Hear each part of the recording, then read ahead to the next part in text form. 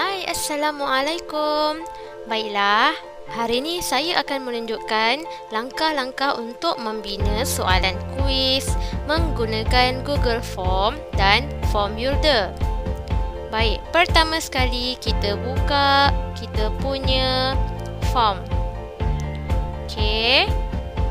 Klik Forms di sini. Okey, kemudian kita klik blank. Kemudian kita typekan nama soalan kita, tajuk soalan kita. Contoh, kuis bab 7. Geografi tingkatan 2. Dan description untuk kuis kita.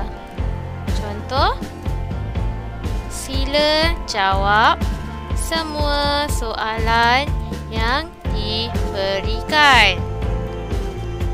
Okey, untuk soalan yang pertama, kita minta murid-murid kita mengisi nama penuh. Dan dekat sini kita pilih short answer. Untuk nama penuh, kita buat kurungan huruf besar supaya semua murid kita menulis nama menggunakan huruf besar. Dan juga kita klik di sini required. Soalan kedua, kita tuliskan kelas. Jika kita mempunyai banyak kelas untuk diberi soalan, dan kita pilih drop down di sini. Contoh, 2 bestari, 2 cekal, 2 murni. Dan kita pilih required. Kemudian ini adalah soalan yang wajib dijawab semua murid. Okey, 2 soalan ini. Setelah selesai, perkara pertama yang kita kena buat, kita kena check dekat setting. Pastikan kita punya dekat setting ini di quizzes, kita make this quiz. Okey, setelah selesai, kita boleh pilih add section. Add section ni untuk kita memberi lembaran helaian baru kepada murid. So, kita pergi kepada section yang baru, section 2. Di sini kita boleh masukkan soalan-soalan yang kita tujukan kepada murid. Contoh, soalan kuis bab 7. Baiklah, langkah seterusnya kita nak import kita punya soalan daripada Drive untuk masuk ke dalam Google Form. Langkah ini lebih menjimatkan masa. Jadi, kita perlu ada extension Form Builder. Jom kita cari. Okay, kita search Google Workspace Marketplace. Di Google Workspace Marketplace ni kita boleh cari pelbagai extension yang kita boleh masukkan dalam kita punya Google. Okey, baiklah, kita search di sini Form Builder.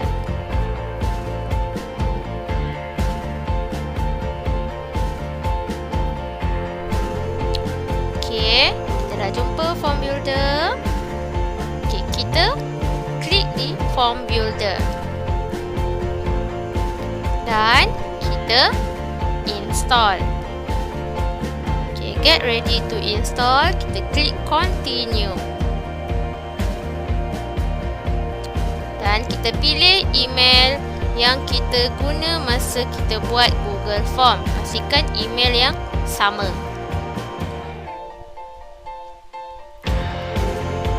Baiklah, selesai. Done. Okey.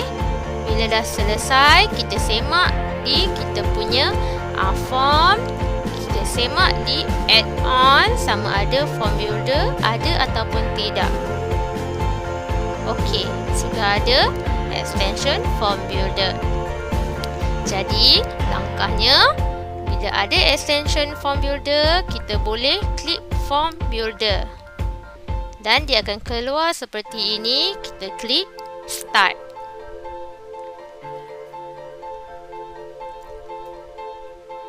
Okey. Di sini kita diberi pilihan di mana kita mahu import kita punya bahan.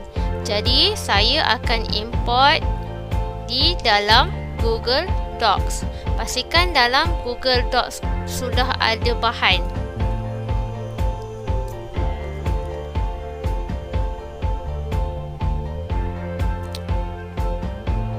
Okey, jadi di Google Docs setiap dokumen yang kita simpan dalam Google Docs akan keluar di sini dan kita pilih yang mana satu untuk kita masukkan dalam kita punya soalan. Jadi ini adalah soalan yang saya pilih dan kita select.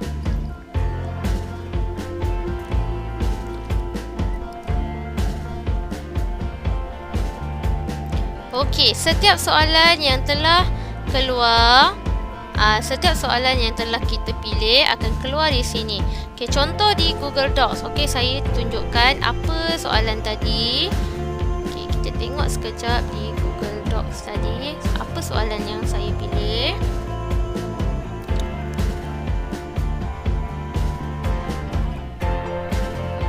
Okey, soalan bab 7 dan bab 8. Okey, pastikan di Google dokumen anda dia punya format semua sama. Dia tak boleh ada double click ataupun setiap soalan ni dia punya format dia mesti sama. Kalau tak sama nanti dia bila kita import dia tak akan keluar dengan cantik. Make sure semua sama, baru dia akan keluar dengan cantik seperti ini. Okey, di sini kita boleh tengok apa pilihan jawapan yang kita nak. Contoh kalau kita nak tukar jadi checkbox ataupun drop down, kita boleh tukar. Tetapi saya punya pilihan semuanya sama sahaja, iaitu multiple choice. Jadi saya tidak perlu tukar, semuanya multiple choice. So, kita boleh semak di sini apa soalan yang apa bentuk jawapan yang kita nak appear pada pelajar kita. Kemudian setup configuration ni kita boleh tengok sama ada soalan tu kita nak buat required ataupun tidak, dan juga dia punya apa option yang ada. Okey. So saya tak ada perubahan di sini. Nanti selepas saya import, baru saya akan tengok semula soalan. Okay, import selected. Kita pilih import selected, bermaksud dia akan keluar soalan tanpa kita type satu persatu semula. Jadi dia lebih menjimatkan masa kita. Baiklah, seterusnya kita semak satu persatu soalan yang telah kita import tadi. Okey, contoh ini soalan yang pertama dia. Kita masukkan answer key. Okey, answer key. Antara berikut yang manakah iklim yang terdapat di zon panas? Okey, kita masukkan answer key. Okey, iklim monsun tropika, dan kita letakkan markah point dia. Contoh 1 point. Okey, done. Okey. Alright. Kemudian soalan seterusnya pun sama.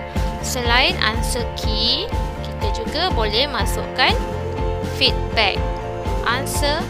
Add answer feedback. Feedback ni kita boleh letakkan contoh jawapan yang incorrect answer, kita boleh letakkan contoh maaf, cuba lagi. Correct answer kita boleh letakkan tahniah, Anda berjaya. Anda berjaya. Dan kita save. Okey, done. Okey, dan soalan-soalan seterusnya kita semak satu persatu dan masukkan answer key. Okey. Sehingga habis. Seterusnya, untuk soalan ini saya akan masukkan dia punya header. Contoh, saya masukkan satu header.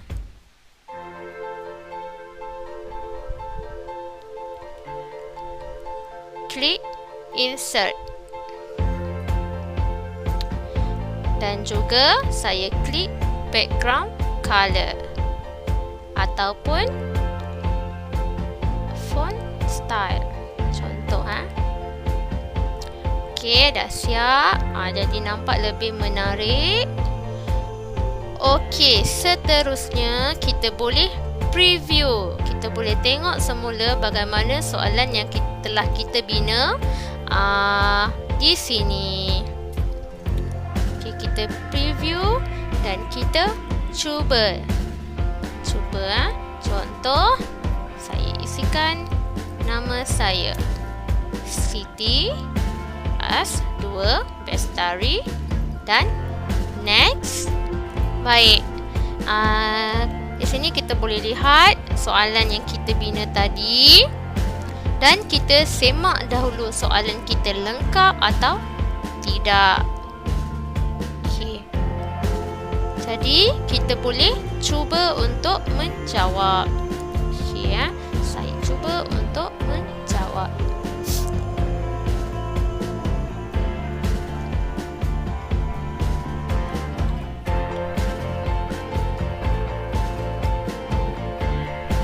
Okey.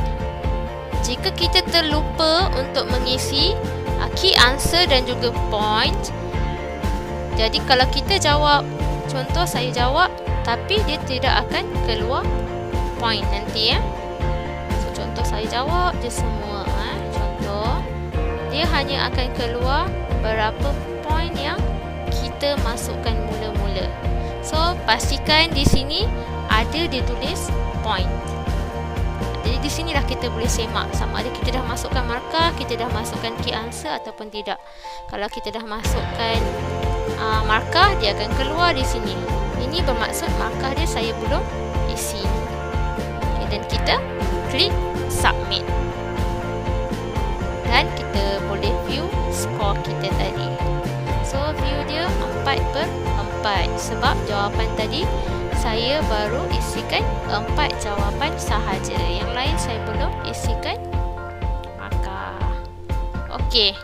Kita pergi pada kita punya form tadi. Okay, di sini kita boleh klik untuk kita nak senang kita nak cari kita punya Google Form. Dan di sini dia ada responses. Jadi di sini kita boleh lihat berapa soalan yang murid jawab dan juga siapa yang jawab, dari kelas mana. Kita boleh dapat dia punya respons.